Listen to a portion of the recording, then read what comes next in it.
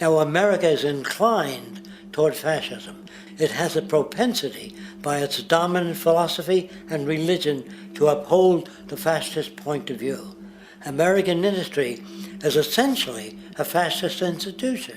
If you don't understand that, the minute you punch that time clock, you walk into a dictatorship. We're given notions about the respectability of work, and I really look at it as being paid slavery. They're brought up to believe that you shall earn your living by the sweat of your brow. That holds people back, freeing people from drudgery, repetitive jobs which make them ignorant. You rob them. In our society, that is a resource-based economy, machines free people. You see, we can't imagine that because we've never known that kind of world. If we look back at history, we see a very clear pattern of machine automation slowly replacing human labor. From the disappearance of the elevator man to the near full automation of an automobile production plant, the fact is, as technology grows, the need for humans in the workforce will continually be diminished. This creates a serious clash, which proves the falseness of the monetary-based labor system. For human employment is in direct competition with technological development. Therefore, given the fundamental priority of profit by industry, people through time will be continually laid off and replaced by machine. When industry takes on a machine, instead of shortening the workday, they downsize. You lose your job, so you have a right to fear machines. In a high-technology, resource-based economy, it is conservative to say that about 90% of all current occupations could be phased out by machines, freeing humans to live their life without servitude, for this is the point of technology itself. And through time, with nanotechnology and other highly advanced forms of science, it is not far-fetched to see how even complex medical procedures could be performed by machines as well, and based on the pattern, with much higher success rates than humans get today. The path is clear, but our monetary-based structure, which requires labor for income, blocks this progress, for humans need jobs in order to survive. The bottom line is that this system must go, or we will never be free, and technology will be constantly paralyzed. We have machines that clean out sewers. It frees a human being from doing that. So look at machines as extensions of human performance. Furthermore, many occupations today will have simply no basis to exist in a resource-based economy, such as anything associated with the management of money, advertising, along with the legal system itself. For without money, a great majority of the crimes that are committed today would never occur.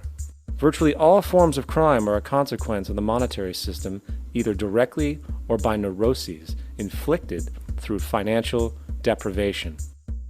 Therefore, laws themselves could eventually become extinct. Instead of putting up a sign, drive carefully, slippery when wet, put abrasive in the highway so it's not slippery when wet. And if a person gets in a car that's drunk and the car oscillates a great deal, there's a little pendulum that swings up and back, and that'll pull the car over to the side. Not a law solution. Put sonar and radar in automobiles so they can't hit one another. Man-made laws are attempts to deal with occurring problems, and not knowing how to solve them, they make a law. In the United States, the most privatized, capitalist country on the planet, it should come as no surprise that it also has the largest prison population in the world, growing every year.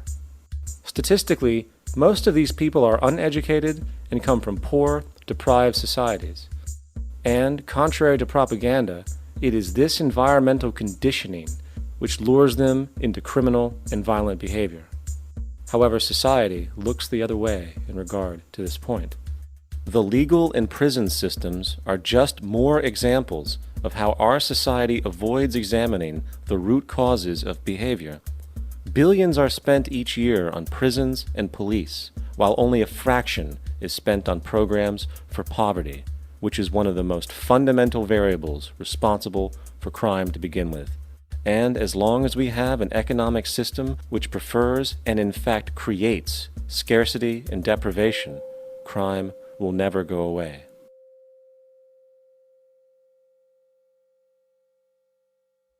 If people have access to the necessities of life without servitude, debt, barter, trade, they behave very differently. You want all these things available without a price tag. Now then, you gotta have a price tag. Well, what'll motivate people? Man gets everything he wants, he just lay around in the sun. This is the myth they perpetuate. People in our culture are trained to believe that the monetary system produces incentive. If they have access to things, why should they want to do anything?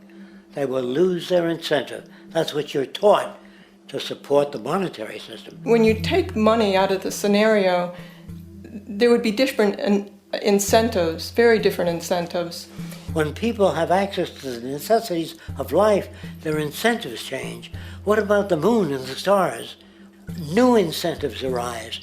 If you make a painting that you enjoy, you will enjoy giving it to other people, not selling it.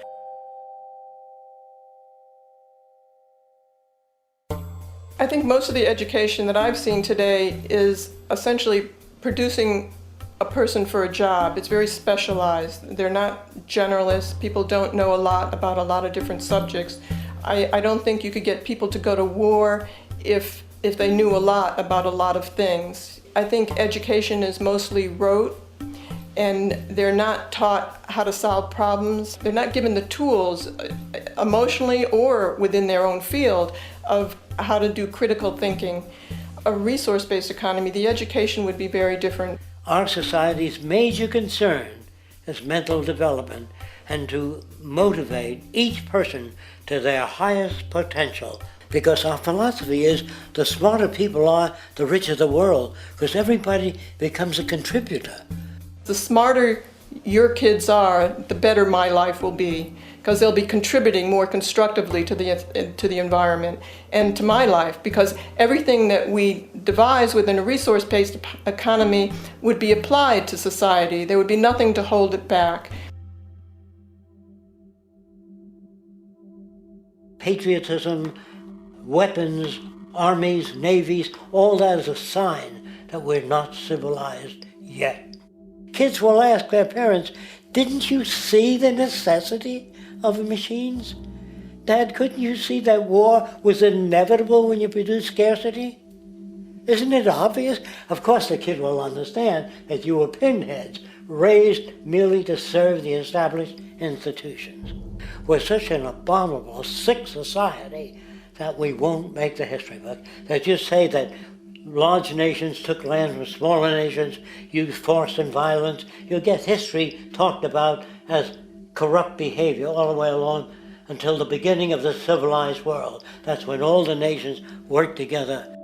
World unification, working toward common good for all human beings, and without anyone being subservient to anyone else. Without social stratification, whether it be technical elitism or any other kind of elitism, eradicated from the face of the earth. The state does nothing because there is no state. Because there is no state. The system I advocate, a resource-based global economy, is not perfect. It's just a lot better than what we have. We can never achieve perfection.